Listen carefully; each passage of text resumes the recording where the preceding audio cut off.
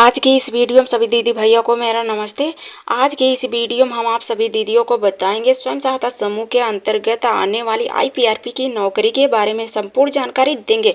तो आज की वीडियो में आईपीआरपी दीदी की संपूर्ण जानकारी बताएंगे। तो दीदी, आईपीआरपी की नौकरी किस प्रकार की नौकरी है, इस नौकरी में आपको आवेदन कैसे करना है, इस नौकरी में आप सभी दीदियों को मानदेय कितना मिलेगा, किस हिसाब से मिलेगा, तो आईपीआरपी दीदी आप कैसे बन पाएंगे, साथ ही आईपीआरपी दीदी के रूप में तैनात होकर कार्य क्या करना पड़ेगा, साथ ही यह नौकरी में आवेदन आपको कैसे करना होगा, आवेदन करने हेतु योग्यता, पात्रता, चयन प्रक्रिया क्या होगी, संपूर्ण जानकारी देंगे आज इसी वीडियो के माध्यम से। तो आज की वीडियो आप सबके लिए दीदी बहुत ही महत्वपूर्ण होने वाली है। वीडियो को पूरा अंत तक देखिएगा। वीडियो पसंद आए तो वीडियो को लाइक, चैनल पर पहली बार आए तो चैनल को सब्सक्राइब कर लीजिएगा। तो चलिए वीडियो आगे शुरू करते हैं।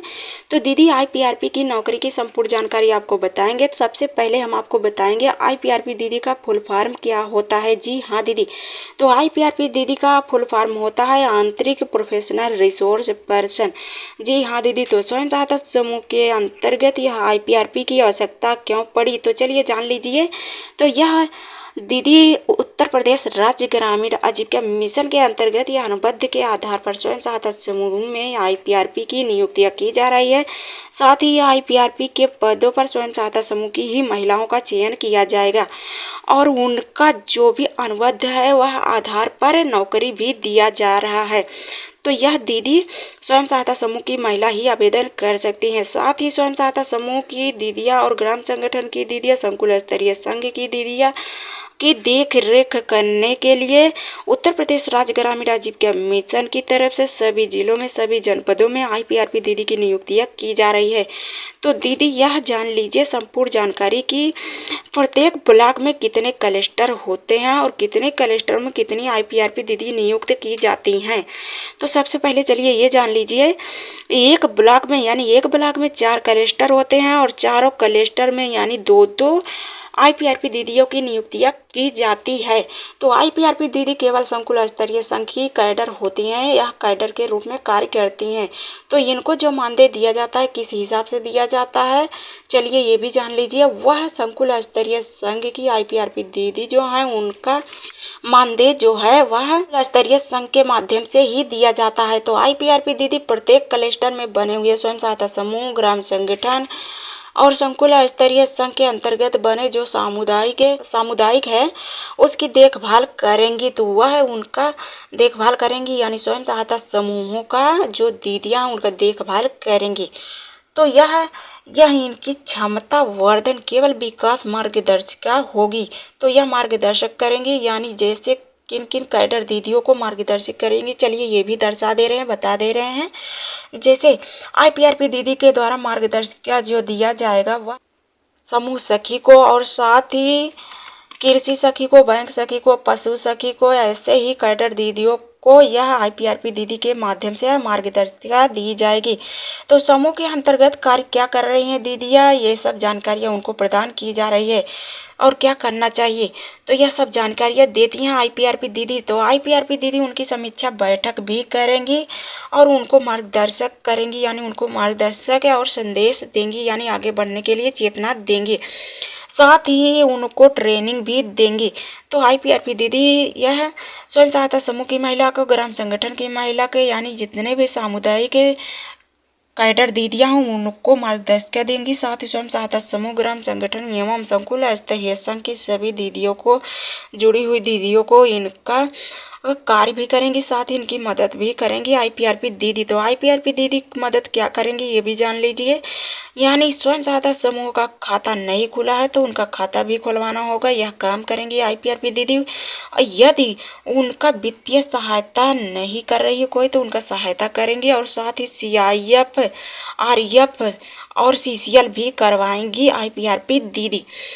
तो यह सब कार्य करवाएंगी, साथ ही निवेश निधि भी दिलवाएंगे और यह सब कार्य करेंगे आईपीआरपी दीदी। करना पड़ेगा आईपीआरपी दीदी को। तो आईपीआरपी दीदी यह कार्य करेंगी, साथ ही प्रपत्र भी लिखेंगी। तो यह कार्य करते हुए प्रपत्र लिखेंगी आईपीआरपी दीदी, यह सब कार्य करेंगी, यह करना पड़ता है आईपीआरपी दीदी को। और साथ ही आईपीआरपी दीदी और राज्य ग्रामीण आजीविका मिशन एवं स्वयं सहायता समूह में आईपीआरपी दीदी का इसीलिए चयन किया जाता है। तो यह आईपीआरपी दीदी ये सब कार्य करेंगी। तो राज्य ग्रामीण आजीविका मिशन से आने वाली योजना की जानकारी स्वयं सहायता समूहों में बताएंगी, महिलाओं को प्रदान करेंगी। यह सब जानकारियाँ आईपीआरपी दीदी के द्वारा दिया जाएगा। तो इसीलिए आईपीआरपी दीदी का चयन किया जा रहा है। तो आईपीआरपी दीदी स्वयं सहायता समूह की महिलाओं को राज्य ग्रामीण आजीविका मिशन की सभी योजनाएं जानकारियां देंगी। तो आईपीआरपी दीदी यही कार्य करेंगी। तो आईपीआरपी दीदी यह कार्य करते हुए उनका कार्य उत्तरदायित्व भी क्या होगा ये भी जान लीजिए। तो आईपीआरपी दीदी का कार्य उत्तरदायित्व क्या है? तो स्वयं सहायता समूह के अंतर्गत जिस भी दिन भी दीदी का चयन आईपीआरपी पद पर किया जा रहा है, वह आईपीआरपी दीदी का कार्य होगा। उनका उत्तरदायित्व होगा कि आवंटित संकुल स्तरीय संघ में आने वाले समस्त ग्रामों में सीआरपी ड्राइव के दौरान, जब समस्त ग्रामों में सीआरपी ड्राइव आती है, तो उसी के उपरांत जो गठित स्वयं सहायता समूह सामुदायिक आधार पर संस्थानों का सहयोग करना होगा आईपीआरपी दीदी को। जैसे यह राज्य ग्रामीण आजीविका मिशन के उपरांत ग्रामों में यह ग्राम पंचायतों में स्वयं सहायता समूह का गठन होता है, सीआरपी दीदी आकर करती हैं और गठन करते हुए यह कैडर दीदियों की भी नियुक्तियां करती हैं। साथ ही यह ग्राम संगठन और संकुल स्तरीय संघ की देखरेख करने के लिए आईपीआरपी दीदी की नियुक्तियां की जाती है। तो यह आईपीआरपी दीदी इसीलिए नियुक्त होती हैं। तो स्वयं सहायता समूह का देखरेख करेंगी, संकुल स्तरीय संघ का, ग्राम संगठन का देखरेख करेंगी। तो यह आईसीआरपी दीदियों के माध्यम से जो स्वयं सहायता समूह का गठन होता है, उसका देखरेख करने के लिए भी आईपीआरपी दीदी की नियुक्तियां की जाती है। तो स्वयं सहायता समूह का गठन यह करवाती हैं आईपीआरपी दीदी। ग्राम पंचायत में स्वयं सहायता समूहों का गठन होता है, यह आईसीआरपी दीदी के द्वारा किया जाता है। आईसीआरपी दीदी इसीलिए हर ग्राम पंचायत में आती हैं। तो गठन करने के लिए यह जैसे स्वयं सहायता समूह, ग्राम संगठन, संकुल स्तरीय संघ का देखरेख करने के लिए आईपीआरपी दीदी भी रखी जाती हैं। तो यह आईपीआरपी दीदी स्वयं सहायता समूहों का गठन करवाती हैं, यानी हर ग्राम पंचायतों में आईसीआरपी दीदी को ले जाकर यह समूहों का गठन करवाती हैं। तो ग्राम संगठन, संकुल स्तरीय संघ का गठन करवाना सब सहयोग करवाती हैं। साथ ही आईपीआरपी दीदी का बहुत ही सहयोग रहता है। तो आईपीआरपी दीदी यह सब करवाती हैं। और उसके बाद यह दूसरा है स्वयं सहायता समूह, यह निष्क्रिय समूह को सक्रिय बनाना, पोषण की जानकारियाँ देना, स्वास्थ्य से जुड़े कार्यों के बारे में बताना। स्वयं सहायता समूह, ग्राम संगठन, संकुल स्तरीय संघ का पदाधिकारी को प्रशिक्षित करना या क्षमता वर्धन पर अभी तक स्वयं सहायता समूह नहीं बना है, तो वहां पर स्वयं सहायता समूह का गठन करना, कार्य करने के बारे में बताना और टूटे हुए स्वयं सहायता समूह को सक्रिय बनाना और उनको जानकारियां प्रदान करना। साथ ही यह पोषण के बारे में संबंधित जानकारियां देना, यह सब कार्य करेंगी आईपीआरपी दीदी। समूह की दीदियां जो हैं, ग्राम संगठन की दीदियां जो हैं, संकुल स्तरीय संघ की दीदियां हैं, सभी दीदियों को आईपीआरपी दीदी के माध्यम से प्रशिक्षित भी की जाती हैं। तो सभी कैडर दीदियों को आईपीआरपी दीदी ही प्रशिक्षित करती हैं। तो अगला है उसके बाद आरएफ सीआईएफ का खाता भी खुलवाती हैं, साथ ही सीसीएल भी करवाती हैं। साथ ही आरएफ और सीआईएफ खाता खुलवाने पर यह खाता में भिजवाने का कार्य भी करवाती हैं। तो सामुदायिक कैडर का सहयोग करना होता है आईपीआरपी दीदी को। तो यह सब कार्य आईपीआरपी दीदी करती भी हैं। साथ ही स्वयं सहायता समूह, ग्राम संगठन एवं संकुल स्तरीय संघ का बचत खाता भी खुलवाती हैं आईपीआरपी दीदी। उसमें से आरएफ सीआईएफ करना होता, सभी वित्तीय सहायता या प्रपत्र भी तैयार करती हैं और यह सब कार्य आईपीआरपी दीदी करती हैं। आईपीआरपी दीदी के माध्यम से फॉर्मेट भरा जाता है, साथ ही ब्लॉक स्तर पर यह आईपीआरपी दीदी देती भी हैं। तो उसके बाद अगला है ग्राम संगठन, संकुल स्तरीय संघ में ऋण वापसी सुनिश्चित करना, यानी जो भी दीदियां ग्राम संगठन, संकुल स्तरीय संघ से ऋण लेती हैं, उन दीदियों को वापसी करने के लिए आईपीआरपी दीदी ही जिम्मेदार होती हैं, आईपीआरपी दीदी ही जमा करवाती हैं। उसके बाद अगला क्वेश्चन है, यह संकुल स्तरीय संघ द्वारा संकुल स्तरीय संघ में समस्त कार्यों का ससमय संपादित करने के लिए, यानी संकुल स्तरीय संघ के द्वारा आईपीआरपी दीदी का नियुक्तियां जो किया जाएगा, वह आईपीआरपी दीदी की जिम्मेदारी रहेगी कि उनका ससमय और कार्यों का संपादित करेंगी। और साथ ही आईपीआरपी दीदी रिपोर्ट बनाकर ब्लॉक मिशन मैनेजर को देंगी, यानी उनके पास यह सब प्रूफ जमा करना भी पड़ेगा। यह सब आईपीआरपी दीदी के द्वारा कार्य किए जाएंगे। आईपीआरपी दीदी का दायित्व है, तो आईपीआरपी दीदी जब पद पर नियुक्त होंगी तो उनका दायित्व क्या होगा, उनका कार्य क्या होगा, कार्य क्या करना पड़ेगा। तो चलिए जान लीजिए आईपीआरपी दीदी आप कैसे बन सकती हैं। सबसे पहले ये जान लीजिए। तो हाँ दीदी, आईपीआरपी के पदों के लिए योग्यता पात्रता चयन प्रक्रिया भी होनी चाहिए, जिसके आधार पर यह आईपीआरपी दीदी के पदों पर आप आवेदन कर पाएंगी। तो अभ्यर्थी की उम्र पूछी गई है। तो अभ्यर्थी की उम्र कितने से कितना तक होनी चाहिए, वही महिला आईपीआरपी के रूप में नियुक्त हो सकती हैं।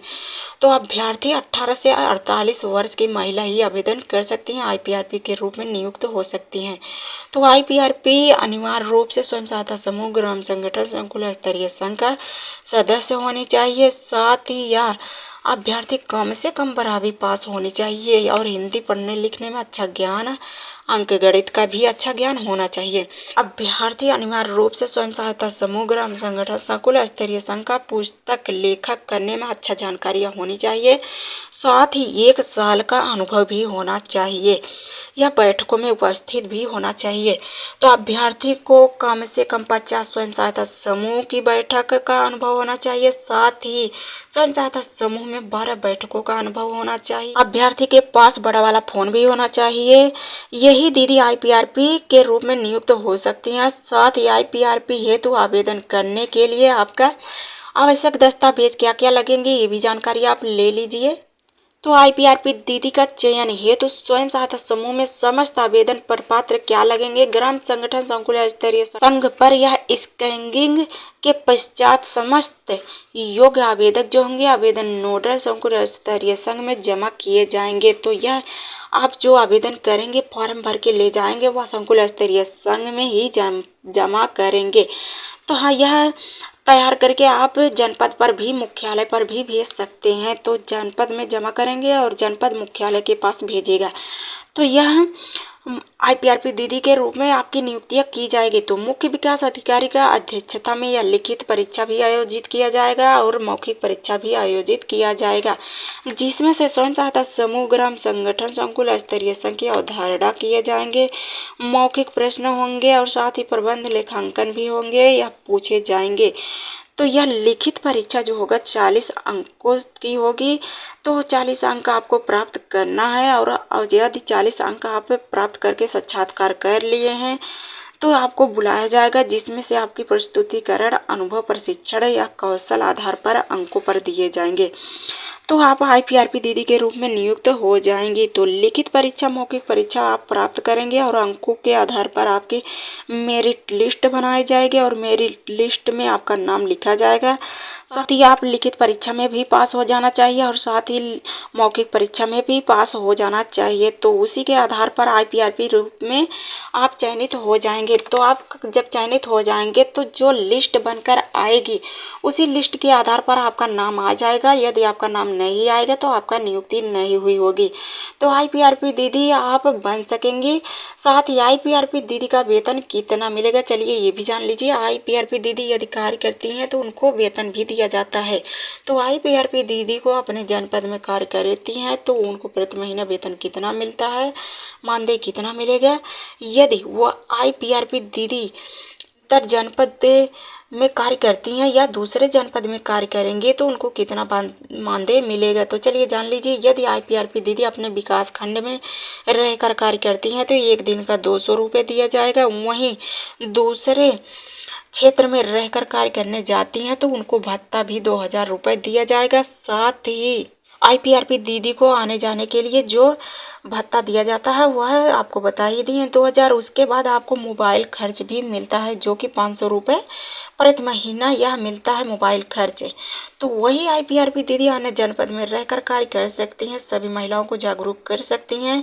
तो प्रतिदिन का इनको 250 रुपये मिलता है और यह क्षेत्रीय भत्ता 200 रुपये दिया जाता है।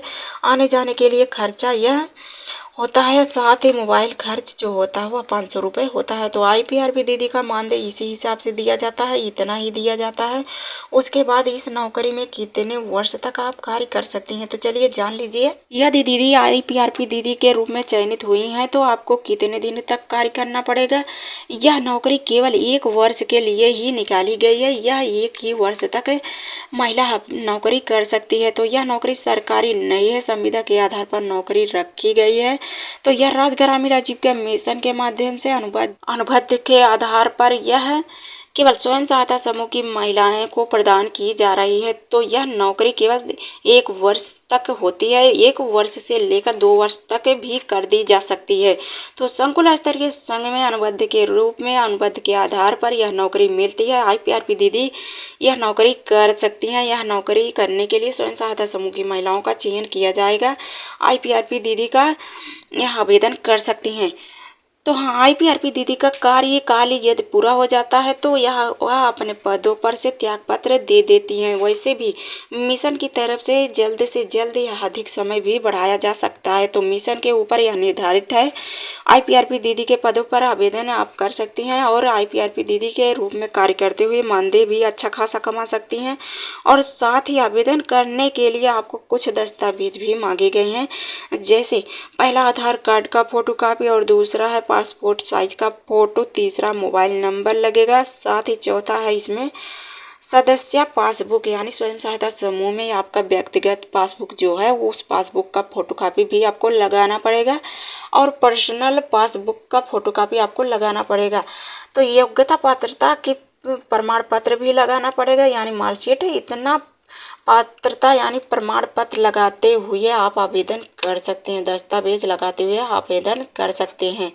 तो इस नौकरी में आवेदन करने के लिए आपको किस तरीके से आवेदन करना, कहाँ से करना है, ये भी जान लीजिए। तो यह आवेदन आपको ऑफलाइन तरीके से ही करना है, वो भी ब्लॉक स्तर पर या अपने संकुल स्तरीय संघ में। तो यह अपना आवेदन संकुल स्तरीय संघ से कर सकते हैं या अपने ब्लॉक से। आपने ब्लॉक से यदि करना है तो आप अपने ब्लॉक में जाइए, वहाँ पर BMM रहते हैं, ब्लॉक मिशन मैनेजर, उनसे संपर्क करिए, उनसे जानकारी लीजिए कि आपके ब्लॉक स्तर में IPRP दीदी के आवेदन हो रहे हैं कि नहीं। यदि हो रहे हैं तो आप भी फार्म लेकर डॉक्यूमेंट लगाते हुए आवेदन कर सकती हैं।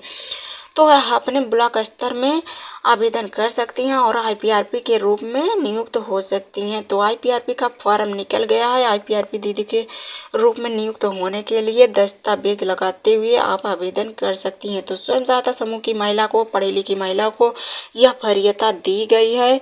इच्छुक महिला आवेदन कर सकती हैं। तो IPRP दीदी की नौकरियों की जानकारी यही थी। हमारी जानकारी अच्छी लगी हो तो चैनल को सब्सक्राइब, वीडियो को लाइक ज़रूर कर दीजिएगा। धन्यवाद।